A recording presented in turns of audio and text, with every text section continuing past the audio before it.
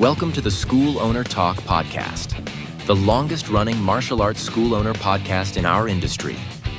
Join Duane Brumitt and Allie Alberigo as they share expert insights, proven strategies, and the keys to growing your martial arts business. Let's take your school to the next level. And now here's our hosts, Duane and Allie. Hey there, school owners. I'm Duane Brumitt, and welcome to School Owner Talk. And I'm Allie Alberigo, and this is a podcast where we cut through the noise and give you clear, proven strategies that actually work for you to grow your martial arts school. Right, no gimmicks, no fluff. I think what people like best about us is the real talk, right? We're real talk to real school owners. We're two school owners that, been in the trenches, still are in the trenches, and we cover everything from retention to pricing to staff management to, parent headaches and communication. Yes, and we share with everyone honestly, because some coaches don't do this or some podcasters don't do this, but we share our wins, our losses, our struggles, and because we're out there running our schools, we've been doing it for years. You've been doing it for over 2.5 decades, right? Me, yes, going on 3.5 decades, right? And we're here to help school owners build that momentum and build something that's not just successful but life-changing for the people and the communities. Yeah. So whether you're, starting a new school, or you've been running a school for years, we're definitely here to help you build something that really, it's not just, successful in the dojo, but we also want you to be successful outside of the dojo with your finances, but really life-changing overall for your students. Yeah, and so let's get started. Grab your coffee and let's settle in and let's dive into today's episode. Let's get started. Today we're going to talk about what I wish I knew in the beginning versus what I know decades later. Let me say that again. What I wish I knew in the beginning, this is what I knew or what I know decades later. I don't know where you want to start this, because there's a whole bunch of stuff that we could get into, but I'm just going to say this real quickly, and then we can kind of bounce back and forth if you want. But I wish that I say this, but maybe I don't. I wish that I knew how taxingly owning a business was going to be. I was so naive in the beginning, not understanding how taxing mentally it would be, shutting off your mental faculties about your business. But I will say, because of my naivete in the beginning, that sheltered me from that until it didn't, and then I was a little more wiser. Does that make sense? It totally does. I mean, I think, and you have to understand that, you get into the business sometimes for all the wrong reasons, right? Like that, you've heard this cliche many times from coaches or podcasters in the martial art business, and they say it's not rocket science to run a school, which I totally disagree. I mean, I've had multiple businesses in my life, from painting to landscaping to tile setting to gold jewelry sales parties and all this crazy stuff. This, by far, the martial arts school is one of the toughest businesses I've ever run in my entire life. And I say that because it's got so many layers that all add up. And if they're not all running on all, 4 cylinders, so to speak, or 6 cylinders or 8 cylinders, you're going to lose people. There's going to constantly be this attrition. Just remember, we're all figuring this out together. And, in this episode, I hope it hits home for the listeners. And I've been hearing a lot of that lately, Duane. The people are texting me behind the scenes and saying, wow, that episode you guys did, you just told us how you felt. No one does that. They don't share truth. Everything is like influencer kind of podcast. Like, look at me in front of my Lamborghini and my Porsche and my mansion. Meanwhile, the guy's yelling out the window, get the hell off my lawn. You're not, this is not your house, right? Like we're very honest, and we share with everyone, like the good, the bad, and the ugly, right? Yeah, and I think because of that, our listenership or viewership, however you want to do it or say it, it's increased, because we were emailing back and forth this week about that. So yeah. I think another thing, we were voted one of the top 100 podcasts in like positive motivational and business podcasts in this industry.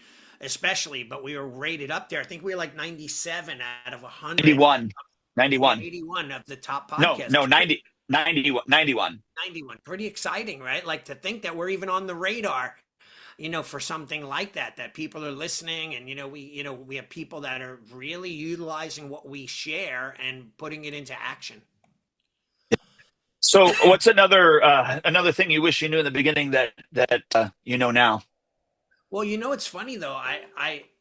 I learn things by, hopefully, not hopefully, by listening to friends of mine, and that were more successful than I was at the time. But I resisted it every step of the way. Like I was a different, like I ran a landscape business that made a ton of money.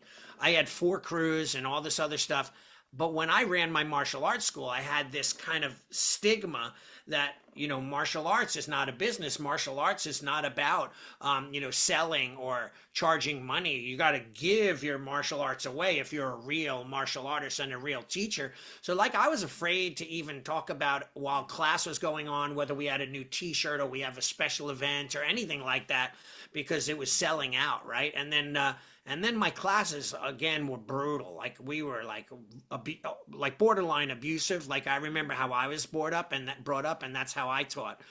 So that's one thing that if I knew now then what I knew now, I would have changed a lot of that. And I think well, maybe I wouldn't be though, but I think that I'd be way more successful now. But maybe that was part of my success, was being that way.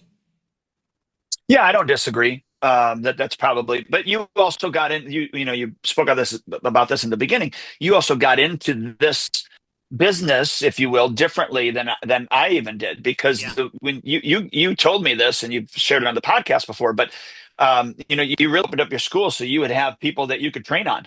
I mean, Right. you had said beat up before, but I don't know Right. Right. you didn't really mean beat up. But anyway, I definitely, that was like my goal, was to have partners that I could, work with, and I could keep my skills going. And I trained hardcore, like back in the old days, old school, some people call it.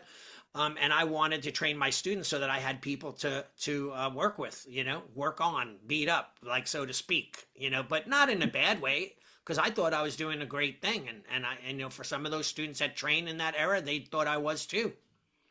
right, and that was a different era. Like when I started, it was like maybe like 10 years after you had started. So there was for me, it was I started because I wanted to make an impact on the child's life, because I knew what martial arts had done for me, and I really wanted to share with them. And to me, the martial arts was an avenue to be able to do that. I would say, with regards to that, what I wish I knew back then, what I know now, is to really guard my emotions when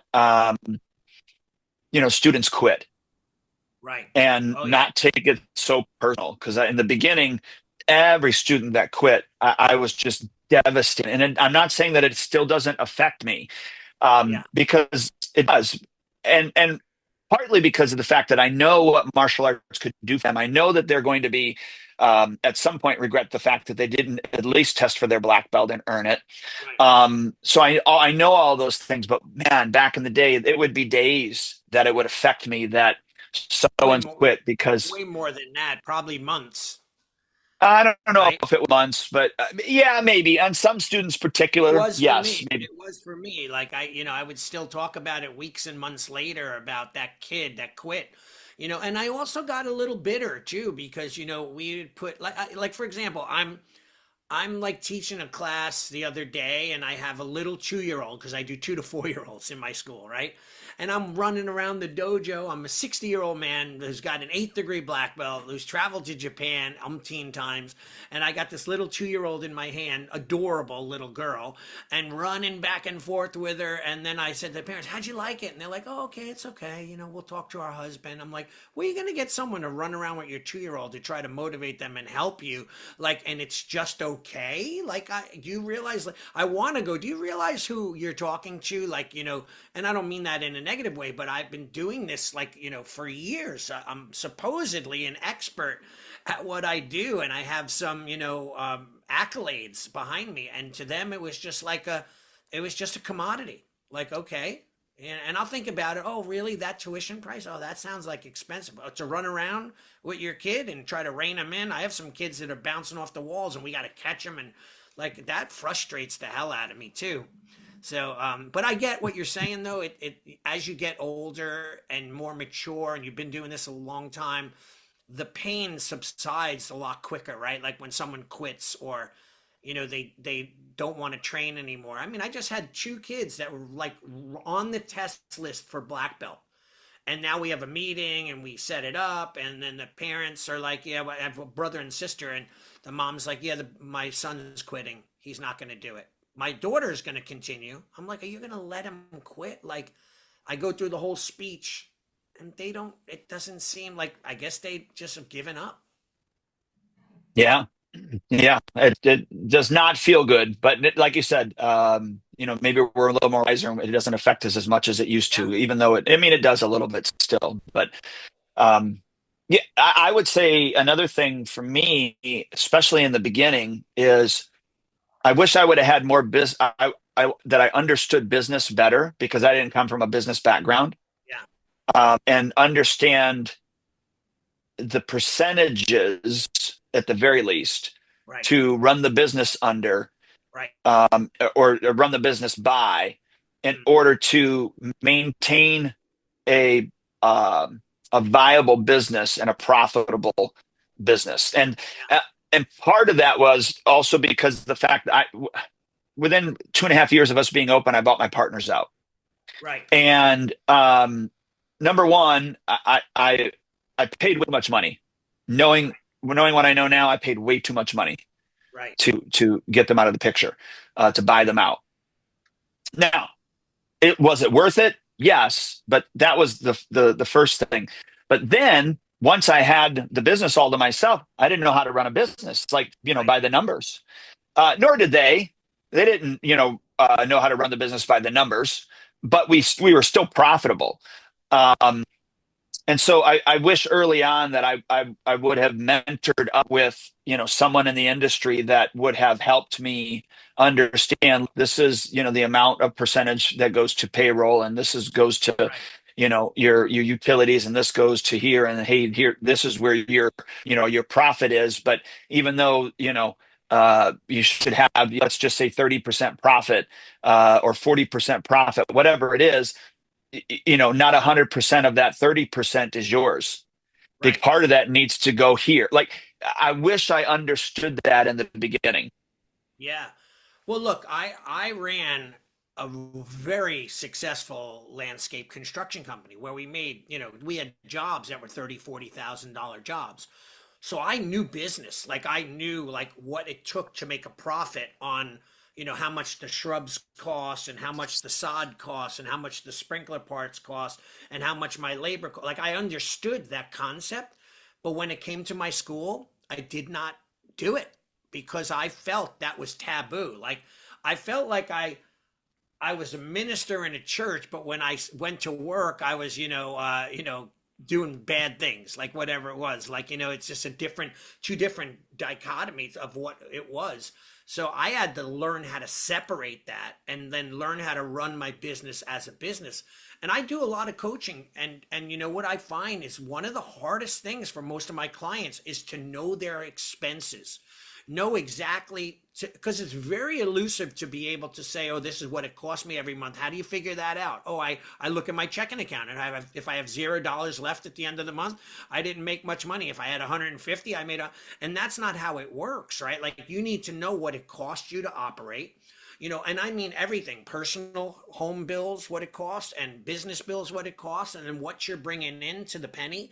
And then you figure out how to make more, or cut your costs, or because sometimes people will spend way more than they ever make just because they think that that's the cost of doing business, and they end up losing money on a regular basis. And by the way, watch any business show, whether it be The Profit with Marcus Lemonis, or his new show called The Fixer, or Bar Rescue with John Taffer, or Gordon Ramsay, Kitchen Nightmares, whatever. That's the concept. How much food are you selling? How much did it cost you to make it? How much do you charge for it? Sometimes they're making a dish. He goes, this dish that you just sold for $19.99, it actually cost you $29.99. Like, No, I didn't realize because they don't understand the numbers. And it's hard for me, Duane, to get people to actually dig in because it's a painful thing once people see what they're doing. Right. Yeah. Reality is painful, Yeah. So, especially so when you're naive or you're or ignorant. yeah. So one thing though, like if I went back in time, that I wish I knew that I know now is, how to one, communicate better with the students so that I could have, like we have an onboarding system, what to do, how to join the school, what to do once you're a member. Like I used to answer questions on a day-to-day basis over and over again. How do I get my belt? How do I wash my uniform? Do I need to wear my, like there was all the same old questions. And remember we read that book, I think you recommended it to me, was onboarding. And Yeah. one of the books that changed my life. And I'm like, oh, I just got to make a bunch of videos and a bunch of things and start to share that with people once they join. So I don't have to answer those questions over and over again. And I used to get frustrated. Like I can't believe they're asking me the same stupid question. Like I'd get mad and aggravated but it wasn't their fault. It was my fault because I didn't onboard and communicate properly. Yeah. That book is great, but Yeah. yeah, I think that's why like early on when the opportunity for videos and automations and those type of things, I personally felt like I adopted them pretty early. And any Yes, regular you did. questions that kept coming up, I would feed into that. So that and in the beginning, it was more just emails, Right. or letter, or we would mail out postcards that had Right. different information or letters. Mhm. That way they were onboarded that way as well, or even some doubts too. But yeah, Yeah. anything that was a repeated question, I was like, okay, how can we take this and turn this into something that is done for you, if you will, so I don't have to keep, like to your Yeah. point, answering those same questions. Yeah, you're really good at that. You're great at doing informational videos and explaining things. Sometimes, though, the frustration for me is, and here's what was better then compared to what it is now, is that people have information overload now, so they're constantly cycling through and like skimming the top of the surface about stuff. Like, so I get very frustrated where a parent signs their child up and they want all these things, like discipline, focus, self-esteem, get them in better shape, teach them self-defense. Then they sign the contract, they cut their check every month, they buy the gear if necessary. Sometimes they don't, and that's they don't follow up after that. Now it's our job, and they expect us to do everything, and they want to see the results. Similar to like a kid who goes to school and they don't know how to do math, and then the teacher shows them, and the parents blame it on the school and say, "Well, it's your job to teach my kid math." Well, like I just saw a funny video on Instagram, and there was a teacher, and he's going, you know, yes, I call my students stupid.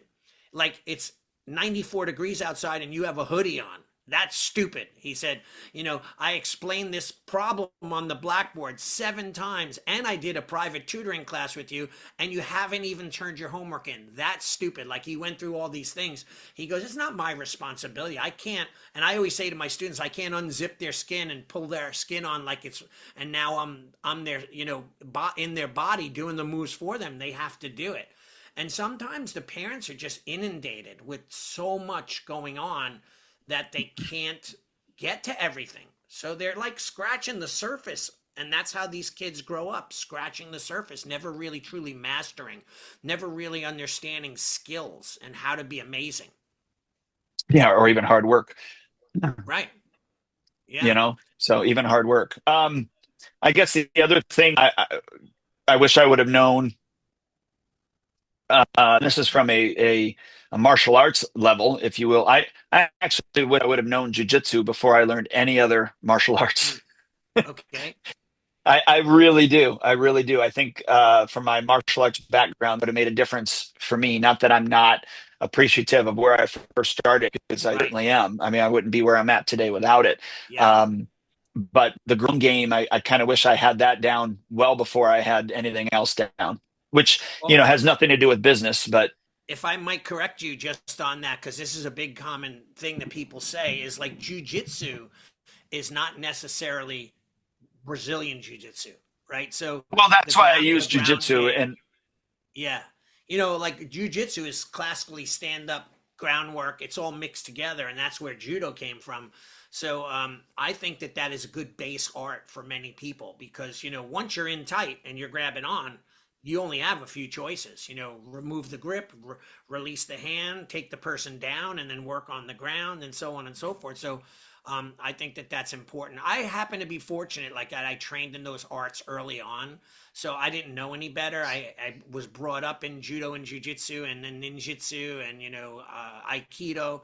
So I had a lot of that. The one thing I hate nowadays, Duane, is these people that are on the internet making fun of martial artists and they don't understand what they're actually seeing because they're so limited in their perspective that they don't even understand it. So what do? They discredit it and they make fun of it. yeah, no, but that's going to be anything, right? I mean, Yeah. it doesn't matter. That's going to be anything.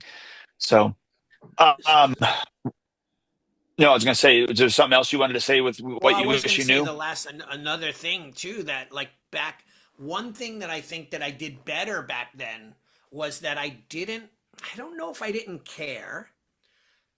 I have to really be careful at how I put this because I really cared, but I didn't fear losing a student. I didn't fear kicking a parent out of my dojo. I didn't fear having people do things that were dangerous. Now, at this stage in my game, now at 60 years old, I'm like, I watch my kids dive rolling and I'm kind of almost cringing, praying that there's no injuries, right? Like, I'm hoping that because people are a lot softer. Like, I would get a parent to call me up and say, hey, my son has bruises all over his body. What is it from? And I'd say, oh, we were fighting in class. Oh, great. Thank you. Just keep beating the crap out of him for me. I want him to be tough, right? Like nowadays, I just saw I'm addicted to Instagram and videos like that. And I just saw a parent with his son, and then they're like talking normal, and then the dad clicks his fingers, and now he's wearing makeup, and his son is wearing makeup. Then there's a picture of that guy. I forget his name. The two brothers that are really outspoken about women, the Tate brothers, and he's got a son, and he's showing him how to do 1-2 punch combinations, and he's kind of like really on him hard and strong and hitting him with the pads, and it's like, which one do you want to be was the meme, like of the how are you going to parent, that kind of thing. And I look at that nowadays and I think that there's a softness, and by the way, I get it. I'm a dad, you're a dad, we love our kids, but we also sometimes have to allow them to go through it so that they come out the other side stronger because of it. But nowadays, I don't think parents actually do that. We're not Yeah, well, actually doing it. Some do and some don't. yeah, but I think that's the difference that we've talked about in another podcast that in society now compared to where we're at, Right. back in the day. Um, I I think that I wish I would have known how to or had the guts to fire fast. Yeah. You know what I mean? Rather than Yeah. over time, and understanding that, yeah, this person, they just don't need to be here. Um, Meaning you know, like I students or parents firing them either or or parents and or an employee. Yeah, yeah, absolutely. employees too. Like that's tough.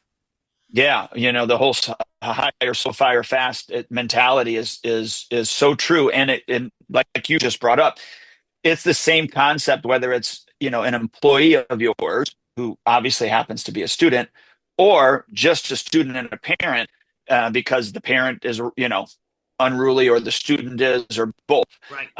Man, Or I they're just more trouble, or they're more trouble.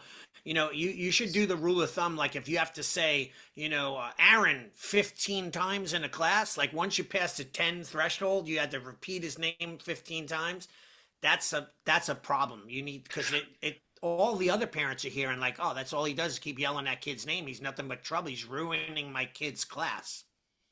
well, and that's where something was born out of us for our three strike rule, um, with regard to the conduct that we have. So we have a Right. conduct rule, and it's three strikes. And what happens is, when you're on the floor, and we say, we'll use Aaron as the example. Aaron, sit still or stop that, whatever it is. Right. And then we got to call out Aaron again. Now, Aaron, that's strike two. and then we get to strike three, Aaron's sitting out. And our rule is, let's just say they're 5 years old. Then for however old they are, we sit them out for half of that time. Oh, okay. So at 5 years old, you're going to sit out for 2.5 minutes. And at that time, we say, now, Aaron, do you understand why we sat you out? Yes, Right. sir. Why? Tell me, feed it back, right? Yes. And if they can feed it back, then we say, okay, now you can come back in. But if we have to tell you again, you're out for the day and you're going to go with mom. Right.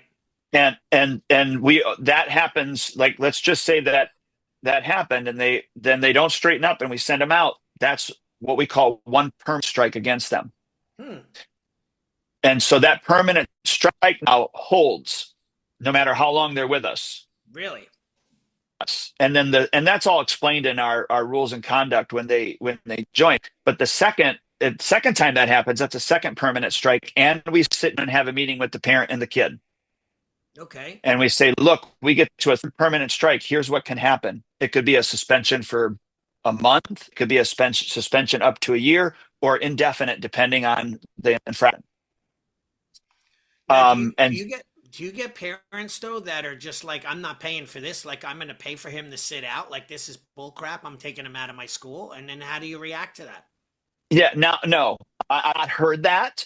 We've not, when we have implemented the 3-strike rule, we have not to this point, and we've probably had that 3-strike rule for, gosh, 4 years now. It was just after COVID.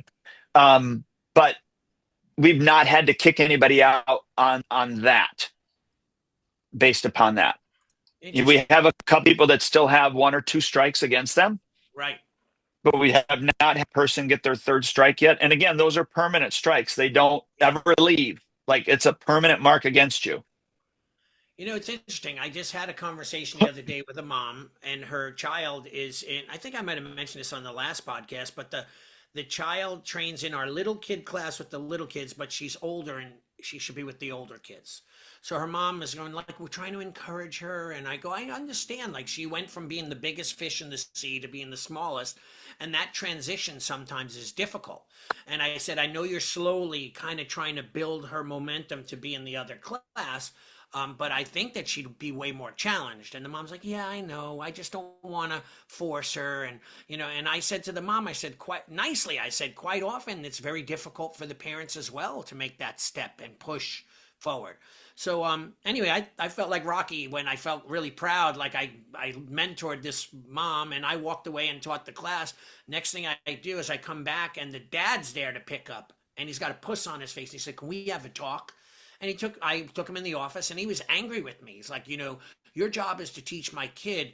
Your job is not to tell my wife how to parent our child. I said, I'm very confused. I thought she left with a good message and happy, but I felt so deflated afterwards. Like, I felt like saying, like, yeah, what the hell do I have to, what do I know? I've only been doing this for 45 years or 50 years, right? Like, why bother telling people when some of them don't listen? Like, it was so frustrating. But me back in the day would have been like, you know what? I'd call my program manager and get my checkbook. I'd write a refund and I'd hand them the check and say, get the hell out of here. Like, that's how I used to be. Now I'm swallowing it all and being humble and I'm really sorry. Do you want me to apologize to your wife? Meanwhile, I want to be like, get lost. But like, I was upset. I thought I was doing the right thing. I'm trying to help this mom coach her kid through so that she could be better, more challenged. Very frustrating.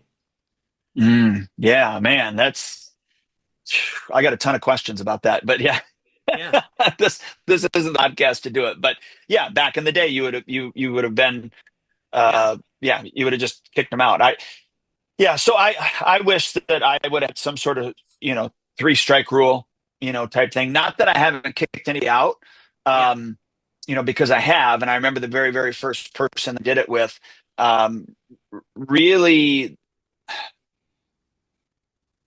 boy, it really relieved me, to be quite honest with you. It was, and here's the funny part is I had I wasn't going to have an argument with them because there was no argument, and I wasn't going to give them an explanation. But I called her into the office and I said, Mrs. So and So, I just want you to know I can no longer service you or your family anymore. Right. And she said, I'm sorry, what? And I said, I can no longer service you or your family anymore. And she's like, are you are you kicking us out? And I said, I can no longer service you or your family anymore. And I said that like 3 or 4 times, whatever it was, and then she left because that's all I was going to do is just repeat that. That was it. I don't Yeah. care what she said. All I was going to do is repeat that because it's a private business. I don't have to give a reason, anyways. But Yeah. yeah, so that was my first time that I ever kicked out a parent, and she had 2 kids in the program. Yeah, you talked about this on a bunch of other podcasts, and my good friend who runs a martial arts school close to me, he heard that podcast, and he said that he had a problem with a person, and he did that exact thing, used for verbatim. He goes, I just said, I'm sorry, I can't service your family anymore. And they said, what do you mean? Like, and they were starting to get heated up, and he just kept on saying it until they could, come on. And they left and never came back. And then he just, of course, canceled their agreement and never talked to them again.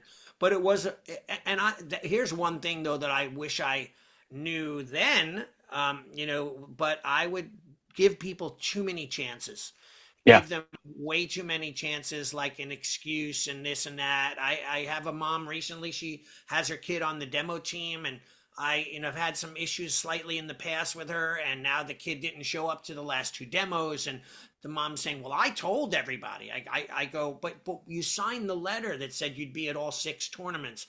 Oh yeah, but we can't do the 6 tournaments. We can only do 4. I go, well, then that's not what we would not have put you on the team. But she's blaming it on my black belt who runs the team. And what am I going to say? I wasn't there for the conversation, but I kind of knew it would be an issue. Like when they said, oh, so-and-so is going to be on the team. I'm like, I don't know if I would recommend that. I've had some problems in the past with this person.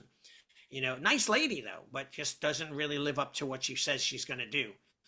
So yeah, that's one thing I wish I would have done better back then. Communicated and stood my ground and not given everyone the benefit of the doubt.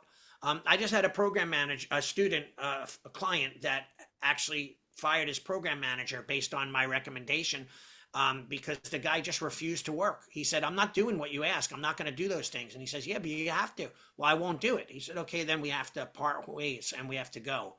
And he hired a new program manager. We were just supposed to do a training meeting today. And he goes, okay, let me call the person.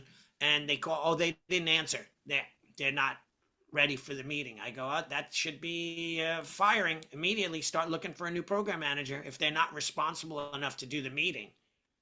Right? Like they said yeah, they were gonna. Like I would just kick it now, start it now, and get rid of them now.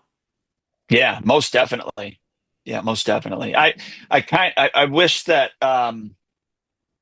you know back in like again, I was naive to things, so I didn't know and understand a lot. But I really wish that I would have had more of a, how do I want to put this, more of a structured path, if you will, to black belt, as opposed Mm, to what I did.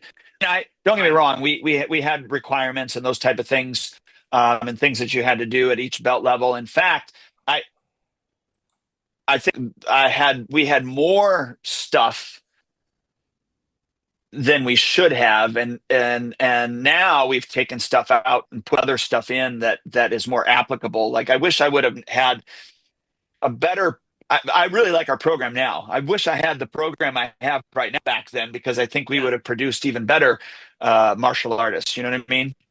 But I guess that's Yeah. a part of evolving. Yeah, I guess that's the truth, right? You kind of live and learn. I still got this cough. I apologize to all the listeners, but I still when I talk, end up getting myself to cough. But I think that's the progression of running a business. Like you learn what works, what doesn't.